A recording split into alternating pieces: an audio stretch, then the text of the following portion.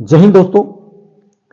अभी अग्निवीर की जो भर्ती होनी है 2025 के अंदर, उसके जो फॉर्म ऑनलाइन होंगे, उससे पहले अग्निवीरों के लिए एक बहुत अच्छी खबर सामने निकल के आई है। और इसके ऊपर हमारे जो आर्मी चीफ है उसने जो बयान दिया है, उसके हिसाब से अग्निवीरों के जो दिन हैं वो बहुत अच्छे आने वाले हैं। इसके ऊपर मैं चर्चा करूंगा। अभी जो फॉर्म है आपके, वो जो ऑनलाइन होंगे तो उससे पहले जो बदलाव हैं वो क्या क्या हो सकते हैं, इसके ऊपर मैंने पहले चर्चा भी की थी। तो उस समय वीडियो के अंदर बिल्कुल युवाओं ने या और साथियों ने उस चीज़ का मजाक भी बनाया था कि ऐसा हो ही नहीं सकता, और ऐसा अब होने जा रहा है।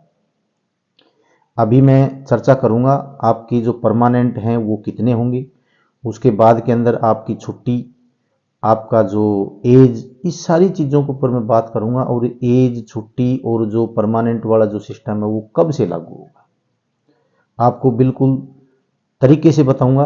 दूसरा, अगर आप चैनल से नए जुड़े हैं तो प्लीज़ चैनल को सब्सक्राइब करें, ताकि हम आप तक जो अच्छी अच्छी जो बातें हैं वो आप तक शेयर कर सकें।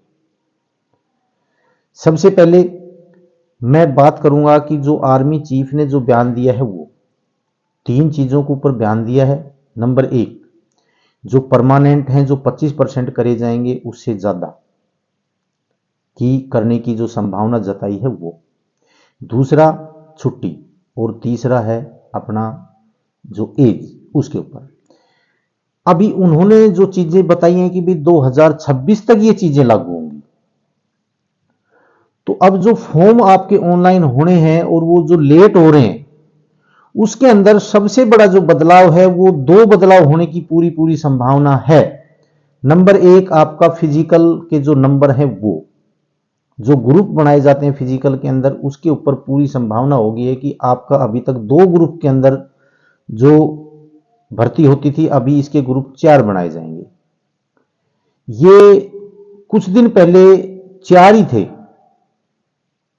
जब 2010, 11, 12, 15 तक जो हमने भर्तियां की हैं, बच्चों को दिखाई हैं, तो उसके अंदर 4 ही ग्रुप होते थे। हाँ, उस समय यह था कि जो कागजों में कुछ होता था, ग्राउंड पे कुछ होता था। कागजों के अंदर 5:40 फर्स्ट ग्रुप था, उसके बाद 5:50 सेकंड ग्रुप था, 6 मिनट थर्ड ग्रुप था, और उसके बाद 6:15 तक चौथा ग्रुप था। लेकिन अभी जो सिस्टम है वो है हमारा 5:30 का फर्स्ट ग्रुप और 5:45 का सेकंड ग्रुप। लेकिन अगर ये ग्रुप बनाए गए 4, तो हो सकता है कि आपका जो 5:30 है वो 5:20 भी हो सकता है, और 5:30 सेकंड ग्रुप हो सकता है। अभी तक इसकी पूरी डिटेल नहीं आई है। 10-10 सेकंड का गैप हो सकता है। अगर 5:30 से 5:20 नहीं किया जाता है तो 5:30 से 5:40 ही गैप हो सकता है सेकंड का, और फिर 5:50 और 6 से ऊपर टाइम देने की बहुत कम संभावना है, क्योंकि फिर इस भर्ती का, अग्निवीर का कोई मतलब नहीं रहेगा। अगर टाइम दिया भी जाता है 6:15 तक, तो हो सकता है कि पहले जिस प्रकार से भर्ती के अंदर पकड़ते थे, फर्स्ट के अंदर ग्रुप में 2 या 1 हकीकत थी ये, उसके बाद सेकंड ग्रुप में 5 या 7, और थर्ड ग्रुप के अंदर 10, और फिर बाकी जो बचे हुए पकड़ते थे, 10 पकड़ते थे, 12 पकड़ते थे, वो लास्ट ग्रुप के अंदर। अब इसके अंदर संभावना ये हो रही है कि भाई अगर ये 4 ग्रुप बनाए गए तो आपको पढ़ाई की जो तैयारी है वो बहुत ही टफ करनी पड़ेगी। आपको बहुत अच्छी पढ़ाई करनी पड़ेगी, क्योंकि थर्ड और फोर्थ ग्रुप का जो बंदा है, अगर इसी प्रकार से टाइम दिया गया तो उनका नंबर आना बड़ा मुश्किल काम हो जाएगा। वो एक टाइम पास वाली बात हो जाएगी, बाकी नहीं तो उसके अंदर बहुत मुश्किल काम हो जाएगा। हाँ, अगर पहले के तरीके से बच्चे पकड़े गए, 2, 4, 8, 7 इस प्रकार पकड़े गए, तो फिर उसमें थर्ड ग्रुप का भी नंबर आएगा और उसके अंदर फोर्थ ग्रुप का भी नंबर आएगा, क्योंकि पहले इस प्रकार होता था और उसके अंदर नंबर आता था। फोर्थ ग्रुप वाले भी बच्चे लगते थे, उसके अंदर काफी बच्चे लगते थे। ये तो होगी आपकी फिजिकल के ग्रुप की बात।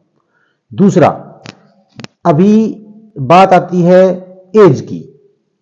हो सकता है कि आपकी एज का जो फॉर्मूला है जो लागू किया जाए, 2 साल बढ़ाई जाए या 1 साल बढ़ाई जाए, तो हो सकता है कि 2025 के अंदर ही आपकी ये एज लागू हो सकती है।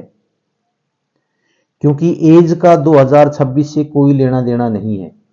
परमानेंट होगी उसका लेना देना 2026 तक है, क्योंकि अभी उनके पास टाइम है। परमानेंट अगर करेंगे तो वो 2026 के अंदर रिटायरमेंट आ रहे हैं, उससे पहले कभी भी कर लो, उससे कोई फर्क नहीं पड़ेगा। एज का फर्क पड़ेगा, क्योंकि एज अगर आप 2026 के अंदर जाते हैं, 2027 से लागू करते हैं, तो जो 2024 वाले बच्चे हैं, जो 2025 वाले हैं, 2026 वाले हैं, जो और एज हो जाएंगे 21 से 23 के हो जाएंगे, उनने ऐसा क्या कसूर किया है? तो उनके लिए वो एज अभी से लागू होनी भी चाहिए। और हो सकता है कि आपकी ये एज अभी से 23 लागू हो जाए। फॉर्म जिस प्रकार से लेट होते जा रहे हैं उस प्रकार से आपकी ये संभावना बढ़ती जा रही है। उसके बाद आती है छुट्टी की। छुट्टी जिस प्रकार से रेगुलर जो सैनिक है उस प्रकार से अगर छुट्टी अग्निवीर की करी जाती है तो अभी से उसको कर दिया जाए, ताकि जो अग्निवीर हैं इनको जो आने वाले अग्निवीरों को जो बेनिफिट मिलेगा वो बेनिफिट इन अग्निवीरों को भी मिलना चाहिए। इन्होंने ऐसा कोई कसूर नहीं कर रखा कि भाई इनको तो एक ही महीने की छुट्टी दी जाए और आने वाले 2026 के बाद जो अग्निवीर होंगे उनको हम 30 दिन की यानी 90 दिन की छुट्टी दी। तो छुट्टी बढ़ाने में और एज बढ़ाने में देरी नहीं होनी चाहिए। बाकी आप परमानेंट कितने करते हैं कितने नहीं करते हैं 2026 से पहले वो डिसीजन आप 25 में भी ले सकते हैं, 26 में भी ले सकते हैं। तो उस डिसीजन को आप कभी भी ले सकते हैं जब जब 2026 से पहले ये रिटायरमेंट नहीं आता है पहला बैच। उससे पहले आप कभी भी डिसीजन ले सकते हैं, तो वो उससे कोई फर्क नहीं पड़ेगा। लेकिन आपको एज का हमारी भी रिक्वेस्ट है, आर्मी से भी रिक्वेस्ट है, हमारे रक्षा मंत्री जी से भी रिक्वेस्ट है कि ये एज का जो फॉर्मूला है ये आपको अभी से लागू कर देना चाहिए और छुट्टी का भी अभी से लागू कर देना चाहिए, ताकि जो बच्चे जवान हैं उनको अपनी पूरी छुट्टी मिले। बाकी मैंने आपको इतना ही बताना था। जो चीज़ें आपकी संभावनाएं बढ़ती जा रही हैं मैं उसके ऊपर चर्चा की है। अगर मेरी वीडियो आपको अच्छी लगी हो तो इसको लाइक शेयर सब्सक्राइब जरूर करना। और बाकी मैंने इतना ही बताना था। जय हिंद, जय भारत।